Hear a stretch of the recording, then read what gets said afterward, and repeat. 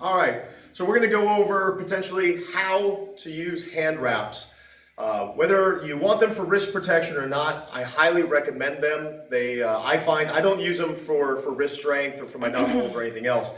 I use them because they tend to keep my equipment better longer. So the investment of a $5 set of hand wraps, highly worth it. Plus there's a whole bunch of exercises you can do just with your hand wraps at home.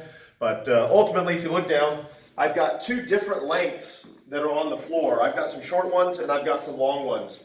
So it's important for you to know what kind of hand wrap that you have, because ultimately what you have dictates potentially what you can do with it. So if you're the type of individual that likes to wrap your thumb and or go through your fingers, you need the longer one. If you don't care about that, like I do, I just use it to protect my equipment. The shorter ones work just fine for me because I don't care about going through my fingers.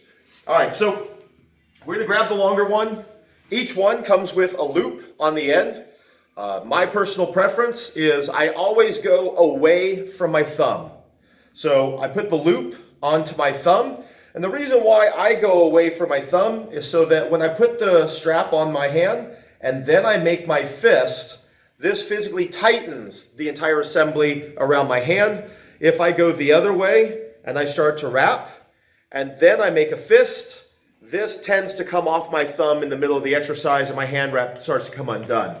So ultimately speaking, when I'm wrapping hands professionally for the fighters, for the amateur team, or personally for myself, I always follow that one general rule, is I always pull across the back of my hand and I always go away from my thumb. So if you'll notice on the hand wrap, there is a good side and there is an ugly side. The ugly side is where all the stitching and the seams and everything else. So if you go good side down, then at the end, when everything is all said and done, you should have the Velcro in the position that you want. So now the part I'm going to show you through here, this is just my way. There's a whole bunch of different methodologies. So if you have a different way that you prefer, more power to you. I'm just showing you the ways that I know of. I don't use these personally, but ultimately I know that they do work. So from here, I like to go around 3 times to get my wrist. I'm snugging it tight, but I'm not pulling it excessively tight. On the last one, I pull it up towards the bottom of my pinky so that it comes in tight to the pad of my thumb. Now I'm going to begin a diagonal to come up towards the pad of my pinky. When I pull across the pad of my hand, I'm going to begin to spread my fingers out. And as I pull across my knuckles, same thing. So as I snug it tight, I'm not going to have my fingers together. I'm going to have them spread so that I can snug it a little bit better through here. So now that I've come across my knuckles, I'm going to come down diagonally to the back of my hand, and then I'm going to start to come back up. So now from here, question becomes, are you an individual that likes to wrap your thumb or not? Or from here, if you want some extra padding and you know based on the length of your hand, if you want to come in and throw a couple more layers to go across your knuckles, you can do that ultimately at this time as well. You can put a couple more pads and then wrap over the top to give you a little bit more padding across the knuckle itself. So from here, I'm going to go ahead and do the full wrap. I'm going to wrap my thumb as well. So I pull back down to the bottom of my pinky, come up. I'm going to go around my thumb. Remember what I talked about? Everything I'm going to do is always going to pull away from my thumb. I'm going to pull up to my pinky, back down to the corner of my hand, up. I'm going to come around my thumb again, back up towards the pinky, pull it back around, back down to my pad of my hand. Now I'm going to come up to go between my fingers. So now from here, I like to, once I wrap around that index finger, I like to pull it down again to the corner of my hand. So then I'm going to come back up in between my middle finger and my ring finger, back to my index, and down to the corner of my hand. Last one, we're pulling up into the pinky itself. Now on this one, when I go to my index finger, now I go across and I get rid of all that ugliness. So I go across from here, spreading those fingers so I can snug it up. Now here's where it's up to you. If you want to go around more than once, if you want to start going down for another crisscross, I'm going to go across one more time. Now I'm going to go down to my wrist, and I will finish out with the rest of my material to finish my wrist.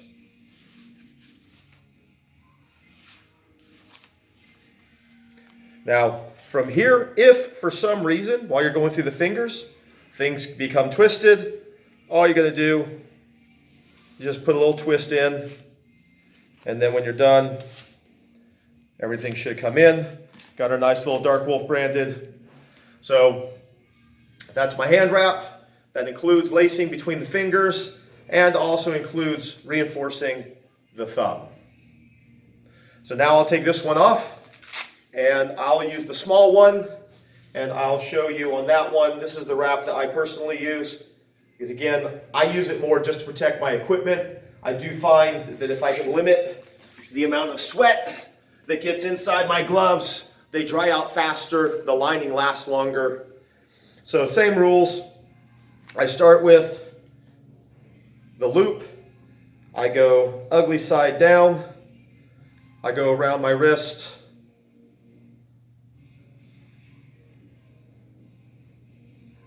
Again, I like to go about 3 times. Then I pull up to my pinky. As I pull, spread my fingers.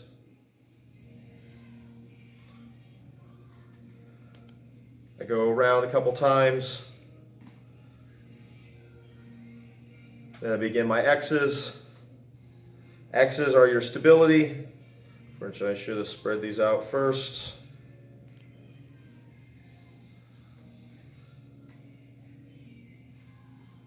I'll build a couple X's on my hand. I still have a little bit left. I'm going to do one more X.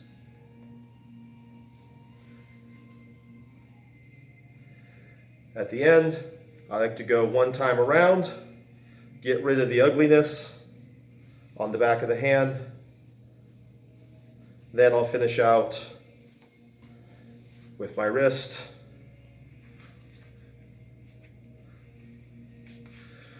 So ultimately what that does is it gives me a little bit of wrist stability, does give me a little bit of padding on my knuckles, prevents my hand from slipping around inside my glove, but ultimately speaking, when it comes to proper fist construction, to proper striking techniques and the like, I'm not relying on the hand wrap to provide that for me, but I am using it to, again, absorb as much sweat from my gloves as possible. So whether you use the long ones or the short ones, I personally recommend using hand wraps for any of your striking, especially if you're using the big gloves. If you're using MMA gloves, it's not that bad.